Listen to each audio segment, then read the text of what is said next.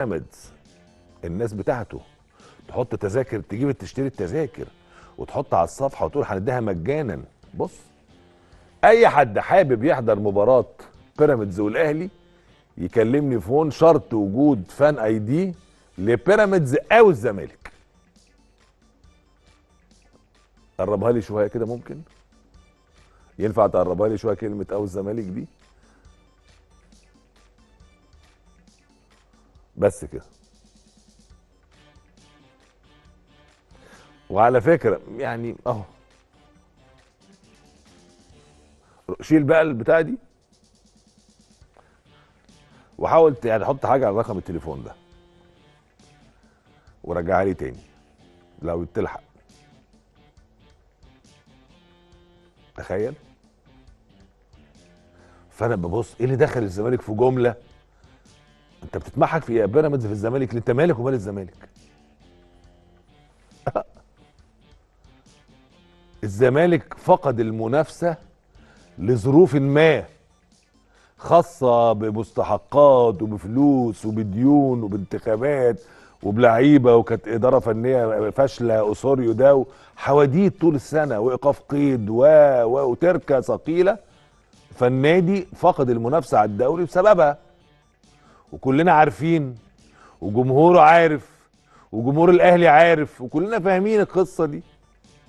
فانت بتلعب على وتر المنافسه التاريخيه اللي بين الاهلي والزمالك، فتتلائم، فتقول بقى اللي عايز بقى من الاهلي اللي ما ياخدش الدوري يجي يشجعنا والتذكره اهي، ولازم يكون معاك فان ايدي يا بيراميدز يا زمالك. الله، هو قانونا ان معاك فان ايدي زمالك تخش ماتش ما فيهوش زمالك؟ مش عارف، ما اعرفش. وبعدين هل ممكن جمهور الزمالك يجي لك؟ يعني جمهور الزمالك يجي يشجعك ليه؟ بتفقد جمهور الزمالك هويته الزملكاويه اللي هي قد هويتك 600 مليون مره. ليه؟ فانا بقدم دي لمجلس اداره نادي الزمالك، بعيد بقى عن المنافسه وبعيد عن الكوره وبعيد عن ايه اللف والدوران ده، وازاي تستغل اسم الزمالك كده وجمهور الزمالك. مين اداك السلطه دي؟ يعني مين اداك سلطه انك تستغل اسم الزمالك وجمهور نادي الزمالك؟ ايه الجرأه دي؟ ايه الجرأه والجبروت ده؟ يا عم روح اكسب الاهلي، ان شاء الله تكسب الاهلي 100 0 100 0، ان شاء الله تكسب الدوري.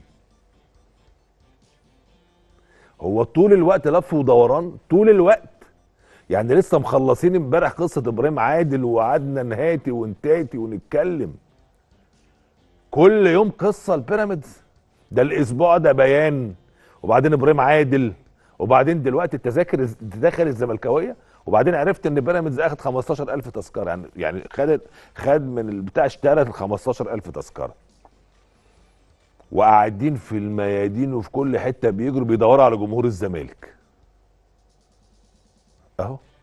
انا عايز اسال جمهور الزمالك، انت ممكن تحضر وتشجع بيراميدز فعلا؟ هل وارد ده؟ يعني وارد ان انت تروح تحضر في الاستاد وتمسك علم بيراميدز وتشجع بيراميدز؟ يعني الناس دي بت بتسحب هوية جمهور بعظمة جمهور الزمالك. يعني ده انت يعني ده تفكير لئيم وغريب ومش معتادين عليه. وريني يا ابني جمهور الزمالك، انا عايز اشوف جمهور الزمالك وتشجيعه عامل ازاي، والصوت والحناجر عامله ازاي. ده جمهور عايز تسحب هويته. خد بالك انا يعني حد كلم النمره دي وهسمعكم المكالمه دلوقتي، بس عايز اشوف جمهور الزمالك وحناجر جمهور الزمالك. ده انت بيراميدز لو قاعد بص 300 قرن مش 300 سنه مش هتعرف تعمل عشر الجمهور ده. سمعني كده يا ابني. لا سمع، علي سمع.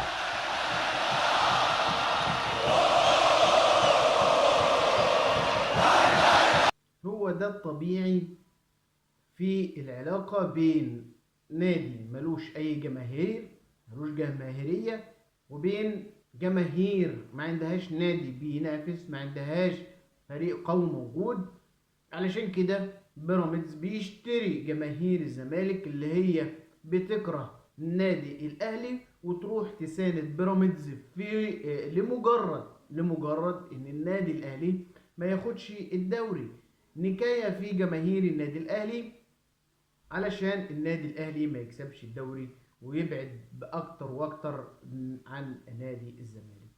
ده الطبيعي في العلاقة بين نادي بيديروه ممدوح عيد وجماهير معروفة إن هي تباع وتشترى من قبل إدارات المتعاقبة على نادي الزمالك.